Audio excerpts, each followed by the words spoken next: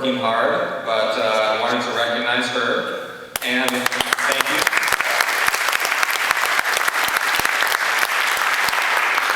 And the first place winner of a $500 scholarship is Jasmin Williams, who will be reading for us. Please welcome her.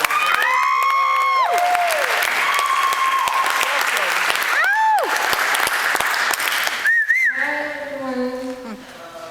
Thank you for being here. Good morning. Good morning. It's hard to find words to describe how honored and humbled I feel to be here today with you. It's so beautiful to gather in honor of a loving intellectual as Martin Luther King Jr., one who has brought us together across the decades. I'd like to thank George Al Jr. for starting this scholarship, the Cabrillo Foundation, all scholarship donors, the event volunteers, and of course my family for being here. I'd also like to thank all who have continuously fought for freedom, peace, and equality nonviolently.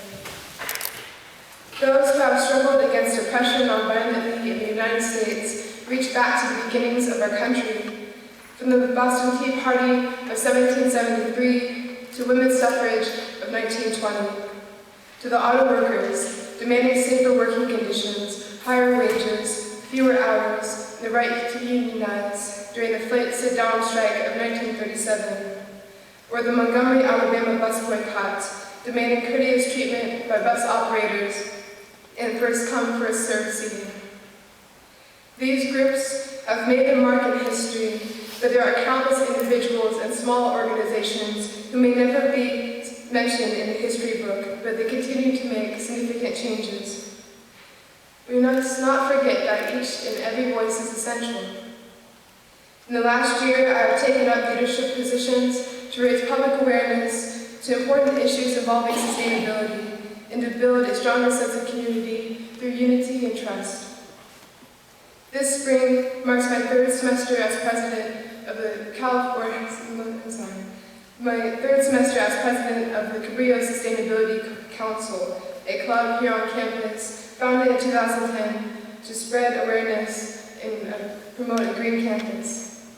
Also, this is my second semester as council representative for the California Student Sustainability Coalition, a nonprofit with chapters stretching across California.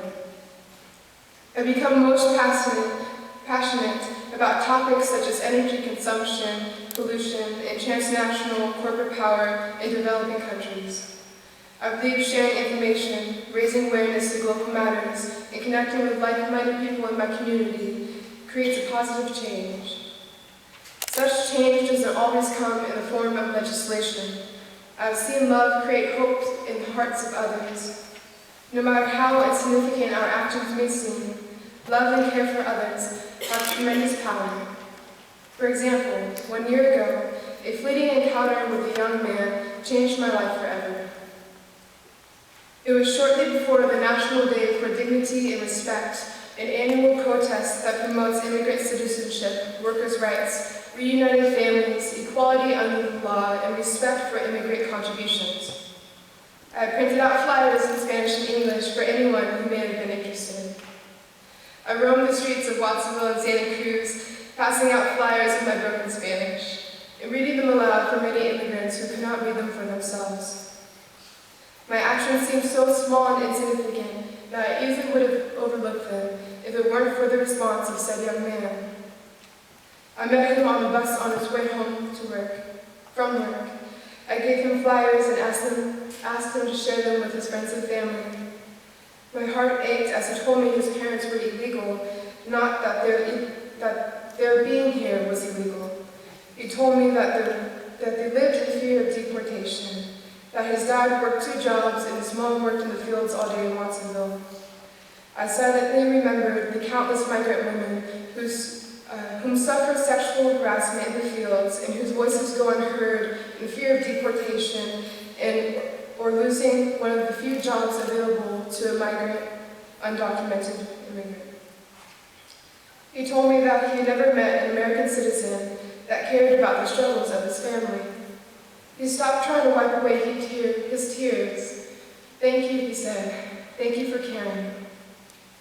I often overlook the importance of small interpersonal interactions, but now I believe that in order to continue the legacy of nonviolent resistance to oppression, we all must be willing to recognize and exercise the power of simple and humble acts of love.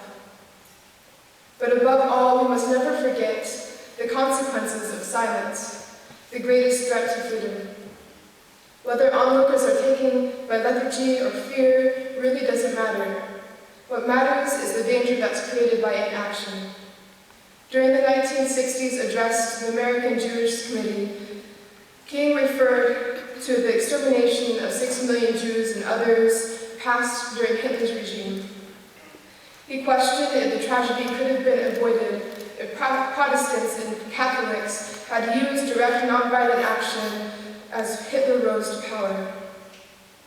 Calling for all Americans to stand on higher moral ground, King said, "America must not become a nation of onlookers. America must not remain silent. It must speak up and act, from the president down to the humblest of us." In closing, I hope that by discussing some of the means by which people pursued and preserved freedom, I have created a clear space in which we all may contribute. And so I'll end today on a more serious note, a quote by famous German theologian Martin Niemöller. "First they came for the communists, and I didn't speak out because I wasn't a communist. Then they came for the socialists, and I didn't speak out because I wasn't a socialist. Then they came for the trade unionists, and I didn't speak out because I wasn't a trade unionist. Then they came for me, and there was no one left to